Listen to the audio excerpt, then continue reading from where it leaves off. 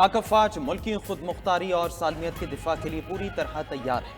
भारतीय फौज के खोखले बयानात इनकी बढ़ती हुई मायूसी का आकाश है। किसी भी मुहिम जोई का पाकिस्तान पूरी ताकत से जवाब देगा। Army chief general Syed Asim Munir का 267वीं कोर कमांडर्स कॉन्फ्रेंस से खिताब। शुरा ने LOC और वर्किंग बाउंड्री के साथ मौजूदा सूरत हाल पर गौर किया। फोरम का कश्मीरी अवाम से मुकम्मल इजहारी यकजहती और गैर मुतज़लज़ल हिमायत के आज़म का इयादा। फोरम ने फितनाउल खारिज की कार्रवाइयों के लिए अफगान सरजमीन के मुसलसल इस्तेमाल पर गहरी तशवीश का इजहार किया। उबूरी अफगान हुकूमत फितनाउल खारिज की मौजूदगी से इनकार की बजाय इसके खिलाफ ठोस और अमली इक़दाम करे। किसी को भी बलोचिस्तान में अमन को खराब करने की इजाज़त नहीं दी जाएगी। कोर कमांडर्स फोरम का इयादा। कॉन्फ्रेंस के अख्तिताम पर आर्मी चीफ ने कहा, अस्करी क़यादत कौम को दरपेश कसीरुल जहती चैलेंजेस से मुकम्मल तौर पर आगाह है। अवाम की भरपूर हिमायत के साथ अपनी आईनी जिम्मेदारियों को पूरा करने के लिए पुरअज़्म है।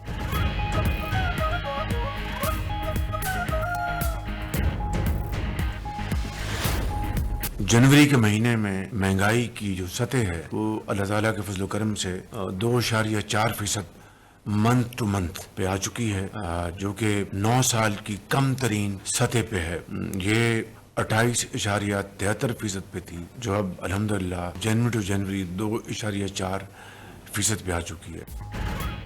वज़ीर आज़म का यूटिलिटी स्टोर्स के बगैर रमजान पैकेज लाने का ऐलान। काबीना इजलास में शहबाज शरीफ ने कहा, माजी में बेपनाह शिकायत थीं, इस बार minus utility stores Ramzan package लाएंगे ताकि करप्शन को रोका जा सके। जनवरी में महंगाई की शरह 2.4% पर आ गई, जो 9 साल की कम तरीन सतह है। मुआशी इस्तेहकाम के बाद मुआशी तरक्की की तरफ बढ़ रहे हैं। यकीन है यह हदफ भी हासिल कर लेंगे। वज़ीर आज़म का ज़रूरी टैक्स की मंजूरी पर तमाम वज़राए आला से इजहार तशक्कुर। वज़ीर आज़म ने दहशतगर्दी के हालिया वाक़यात की मज़म्मत करते हुए कहा कि मुल्क को कौम के लिए कुर्बानियाँ देने वाले कौम के हीरो हैं। बलूचिस्तान में दहशत की फजा फैलाने वाले अनासिर तरक्की के दुश्मन हैं, उनको कैफरे किरदार तक पहुँचाएंगे। वज़ीर आज़म शहबाज शरीफ ने इस्लामाबाद में जिना स्क्वायर का इफ्तिताह कर दिया। तकरीब से खिताब में कहा कि मंसूबे से ट्रैफिक की रवानी में बेहतरी और आलूदगी में कमी आएगी। मंसूबा रिकॉर्ड 72 दिन में मुकम्मल कराने पर मोहसिन नकवी की तारीफ। कहा, वज़ीर दाखिला ने इस्लामाबाद में पंजाब स्पीड को मोहसिन स्पीड में तब्दील कर दिया।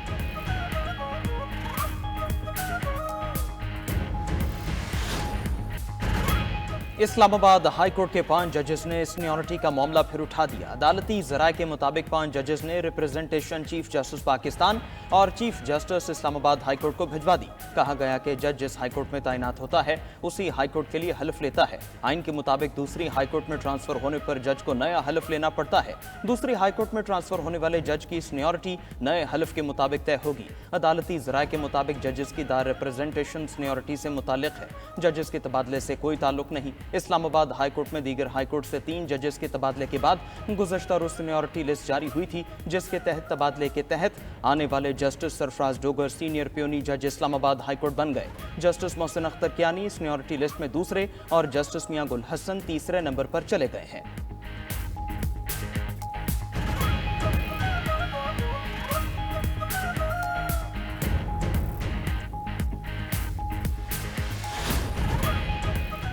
इस्लामाबाद हाई कोर्ट में 3 नए जजेस के आने के बाद इंतजामी तौर पर बड़ी तब्दीलियां। जस्टिस सरफराज डोगर को ATC और एहतसाब अदालतों का इंतजामी जज तैनात कर दिया गया।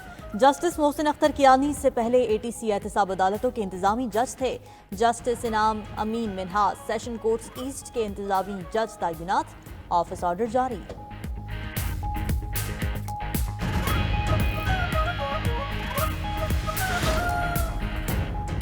बानी PTI की जानिब से आर्मी चीफ को लिखा जाने वाला खत पढ़ा या देखा नहीं। चेयरमैन PTI बैरिस्टर गौहर की मीडिया से गुफ्तगू। कहा, बानी PTI ने खत के मंदरजात खुद पढ़कर सुनाए। उनकी तरफ से खत पर रद्द-ए-अमल आता है तो हम खैर मकदम करेंगे। आर्मी चीफ से एक मीटिंग हुई थी जो अमन व आमा पर थी, उसके सिवा कोई मीटिंग नहीं हुई।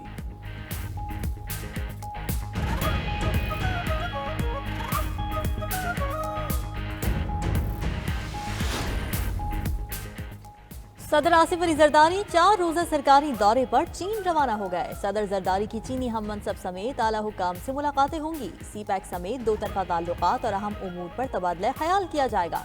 आसिफ अली जरदारी नवी एशियाई सरमाई खेलों की इफ्तिताही तकरीब में शिरकत करेंगे।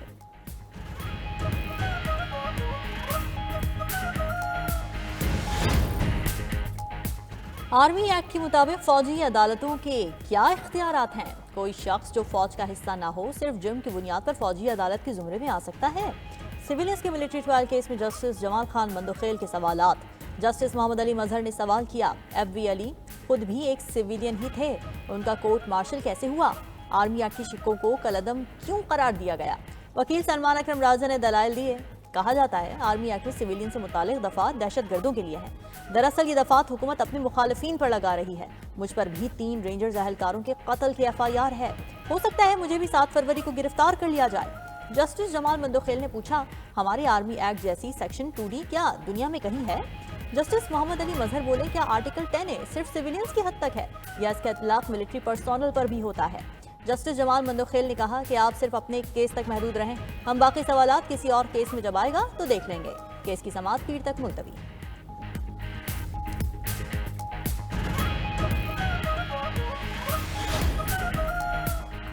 Chief justice Pakistan justice Yahya Afridi से chief justice Lahore high court justice Aalia Neelam की मुलाकात। ज़राए के मुताबिक मुलाकात में अदालती अमूर और जजेस की नामजदगी पर गुफ्तगू की गई।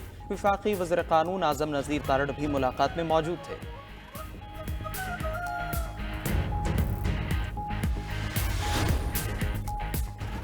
पीका तरमीमी एक्ट सुप्रीम कोर्ट और सिंध हाई कोर्ट में चैलेंज कर दिया गया। दरखास्त गुजारों की पीका एक्ट में की गई तरामीम कलअदम करार देने की इस्तदा।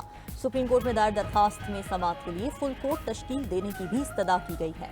सिंध हाई कोर्ट में दायर दरखास्त में मौक़िफ़ इख्तियार किया गया कि पीका तरमीमी एक्ट में जाली या झूठे मवाद की कोई तारीफ नहीं। पीका एक्ट आज़ादी इज़हार राय और आज़ादी सहाफ़त पर बराह रास्त हमला है।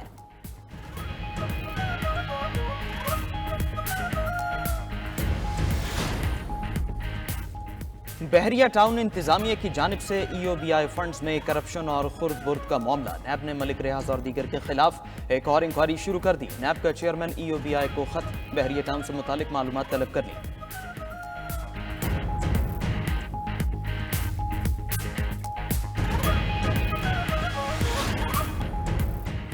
करंट से बचाव के इक़दामात पर अमल दरामद न करने पर डिस्कोस को जुर्माने। नेपरा ने मेपको, पेस्को, टेस्को और हेस्को पर 1-1 करोड़ रुपए जुर्माना आयद कर दिया। हेल्थ सेफ्टी और एनवायरमेंट डायरेक्टरेट के क़याम में नाकामी पर हैदराबाद इलेक्ट्रिक सप्लाई कंपनी को जुर्माना हुआ। हेस्को को जुर्माने की रकम 15 रोज में नामजद बैंक में जमा कराने का हुक्म। नेपरा ने मेपको, पेस्को और टेस्को को शो कॉज नोटिस जारी किए थे। 1 साल में PCC पोल्स की अर्थिंग करने का भी हुक्म दे दिया।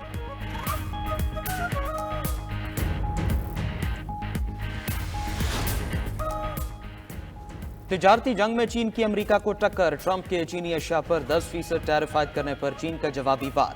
अमेरिका से LNG और कोयले की दरामदात पर 15% टैरिफ आयद। चीन का अमेरिका से खाम तेल की दरामदात पर 10% टैरिफ आयद करने का भी ऐलान।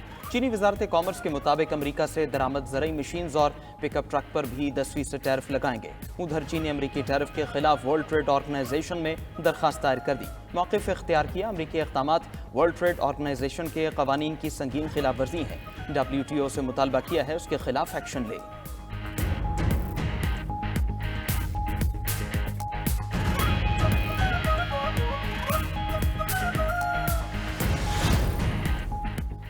पहले धमकियां फिर डील। ट्रंप ने मुज़ाकिरात की मेज पर मैक्सिको और कनाडा को जेर कर लिया। डोनाल्ड ट्रंप के जस्टिन ट्रूडो और क्लॉडिया शेनबाम से टेलीफोनिक राब्ते। दोनों ममालिक ने ट्रंप का सरहदी हिफाजत बढ़ाने का मुतालबा मान लिया। अमेरिका ने मैक्सिको और कनाडा पर इजाफी टैरिफ का नफाज 30 रोज के लिए रोक दिया। कैनेडियन वजीर आजम की $1 अरब 30 करोड़ के सरहदी मंसूबे पर अमल की यकीन दहानी। कहा, कनाडा सरहद पर एहलकारों को तैनात करेगा। सरहद पर 24 घंटे निगरानी के लिए हेलीकॉप्टर्स और टेक्नोलॉजी का भी इस्तेमाल करेंगे। मुनशियात फरोश गिरोह को दहशतगर्दों की फहरिस्त में शामिल करेंगे। मुनज़्ज़िम जराइम की रोकथाम के लिए अमेरिका के साथ मुश्तरका स्ट्राइक फोर्स बनाएंगे।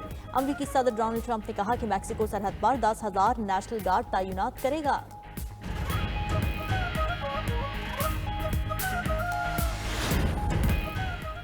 गजा जंगबंदी मुआहदे के दूसरे मरहले के लिए मुज़ाकरात। इसराइल और हमास के दरमियान जंगबंदी में तौसी के लिए बातचीत जारी। इसराइल ने तुलकरम कैंप में अद्वियात, खुराक और ज़रूरी सामान का दाखिला रोक दिया।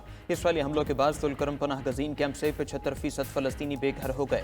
फ़लस्तीनी अथॉरिटी का कहना है फ़लस्तीनियों की दूसरे मुल्क मुंतकली के मंसूबों को कबूल नहीं किया जाएगा। उधर इसराइली वज़ीर आज़म नेतन्याहू ट्रंप से मिलने वाशिंगटन पहुँच गए। अमरीकी सदर का कहना है ज़रूरी नहीं इसराइल हमास जंगबंदी जारी रहे। गजा जंगबंदी बरकरार रहने की कोई जमानत नहीं।